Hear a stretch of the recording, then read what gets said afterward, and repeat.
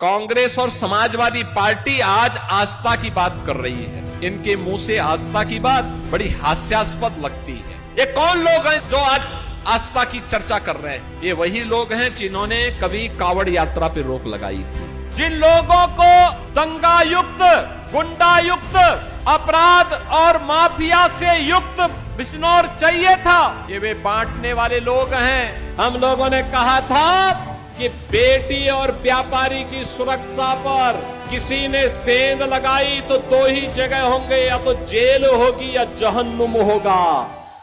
कांग्रेस और समाजवादी पार्टी आज आस्था की बात कर रही है।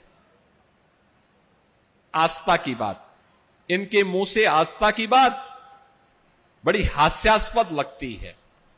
ये कौन लोग हैं जो आज आस्था की चर्चा कर रहे हैं? ये वही लोग हैं जिन्होंने कभी कावड़ यात्रा पे रोक लगाई थी। इनको हर हर बम बम पर इनको आपत्ति थी। किसी व्यापारी पर बम फेंकने पे इनको आपत्ति नहीं होती थी। कट्टा और बम बनाने में इनको आपत्ति नहीं होती थी। लेकिन हर हर बम बम बोलते हुए चलने वाले शिव भक्तों पर इनको आपत्ति होती थी। इनको इस केसरिया रंग से ही चिढ़ होती थी। ये वही लोग हैं जिन्होंने श्री कृष्ण जन्माष्टमी के पर्व और त्योहार को रोका था, जिन्होंने रामनवमी की शोभा यात्रा को प्रतिबंधित किया था, जिन्होंने दुर्गा पूजा के पंडालों पर रोक लगाने का काम किया था। ये वही सपा है, ये वही कांग्रेस है। मैं 17 में आकर के बहुत चकता, जब कावड़ यात्रा का समय आया, बैठक हो रही थी, पुराना शासनादेश निकाला गया, तो शासनादेश में था कि कावड़ यात्रा से दंगे हो सकते हैं, इसलिए उसको रोका जाना चाहिए, और कोई निकलता है तो घंट, घड़ियाल, शंख, इन सब को रोका जाना चाहिए। अधिकारी मेरे पास लेके आए, मैंने कहा भी क्या आप लोगों ने तैयारी की है?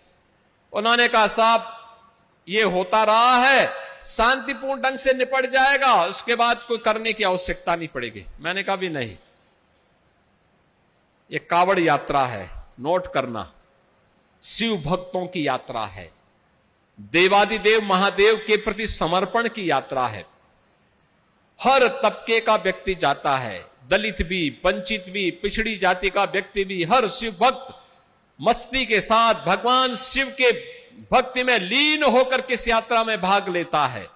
हमारा काम उन्हें सुविधा देना है, सुरक्षा देना है। हम सुरक्षा दें, हम सुविधा दें, और कहीं कोई प्रतिबंध नहीं करना है। लोगों ने कहा साहब दंगे होंगे। मैंने कहा उसके लिए मैं हूं, चिंता मत करो, कोई दंगा नहीं होगा, कोई दंगा नहीं होगा, उसकी गारंटी मैं लूंगा। क्योंकि मैं जानता हूं सच्चा भक्त कभी अनुशासनहीनता नहीं करता है, उच्छृंखलता सच्चा भक्त नहीं कर सकता है, वो मर्यादा में चलता है, वो समरसता का पाठ उसके जीवन का हिस्सा होता है, वो ईश्वर की लीला पे विश्वास करता है। कहा कि मैंने कहा ये यात्रा होनी है, याद करिए 2017 के पहले 10-10 वर्षों तक गन्ना मूल्य का भुगतान नहीं होता था। कोई नई वैरायटी नहीं दी जाती थी।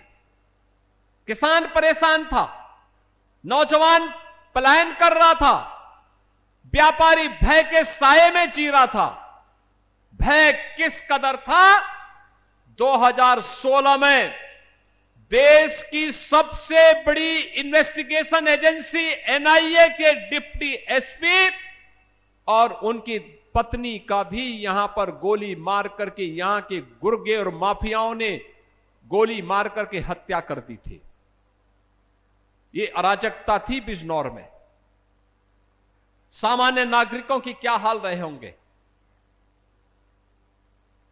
और आज मुझे अच्छा लगता है, आज मुझे अच्छा लगता है कि हमने जो संकल्प लिया था अपराध मुक्त, अपराधियों से मुक्त उत्तर प्रदेश, आज वह बिजनौर भी माफिया और अपराध से मुक्त होकर के विकास के पथ पर तेजी के साथ अग्रसर हो रहा है। बहनों और भाइयों, जिन लोगों को दंगायुक्त, गुंडायुक्त, अपराध और माफिया से युक्त बिजनौर चाहिए था, ये वे बांटने वाले लोग हैं जिन्हें जिन्ना पसंद है। हमें जिन्ना नहीं, हमें गन्ना पसंद है, इसलिए गन्ना किसानों के गन्ना मूल्य का दाम भी बढ़ाया है। 17 में जब मैं आया था तब क्या स्थिति थी? यहां पे भय था, दहशत था। उस समय की सरकार के कुछ मंत्री अपने आप में भय और दहशत के प्रतीक बने हुए थे। बुलंदशहर की गैंगरेप की घटना में समाजवादी पार्टी के मंत्रियों के किस प्रकार के शर्मनाक बयान आए थे। और बहनों और भाइयों, आज आप देखते होंगे 2017 के पहले कौन जिला बचा था जहां दंगे न हुए हो, जहां कर्फ्यू न लगा हो। मुजफ्फरनगर का दंगा हो, सहारनपुर का दंगा हो, मेरठ का दंगा हो, बुलंदशहर का दंगा हो, अलीगढ़ के दंगे हो, कौन जिला ऐसा बचा था जहां दंगे न हो? और कौन जनपद ऐसा बचा था जहां बेटी और व्यापारी सुरक्षित रही हो? पश्चिमी उत्तर प्रदेश में तो बहुत सारे परिवारों ने बेटियों को पढ़ने के लिए दूर के रिश्ते में भेज दिया था या स्कूल जाना ही बंद कर दिया था।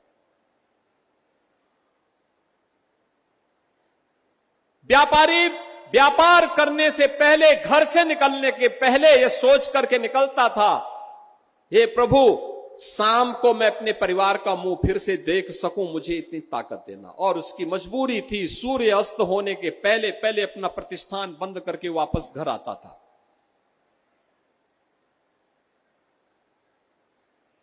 बहनों और भाइयों, यह स्थिति थी यूपी के अंदर। हर जिले में एक माफिया, हर थाने में समाजवादी पार्टी का कोई गुंडा या उसका गुर्गा वसूली करता था। तहसीलें वसूली के अड्डे बने हुए थे।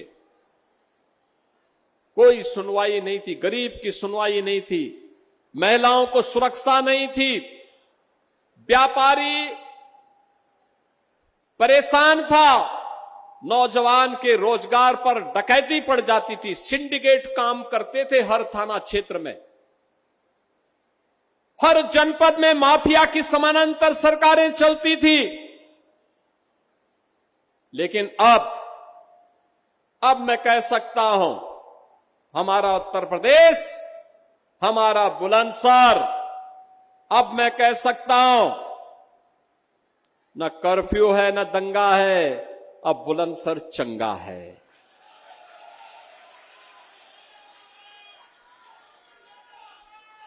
हम लोगों ने कहा था माफिया को मिट्टी में मिलाएंगे और मिला करके दिखा दिया।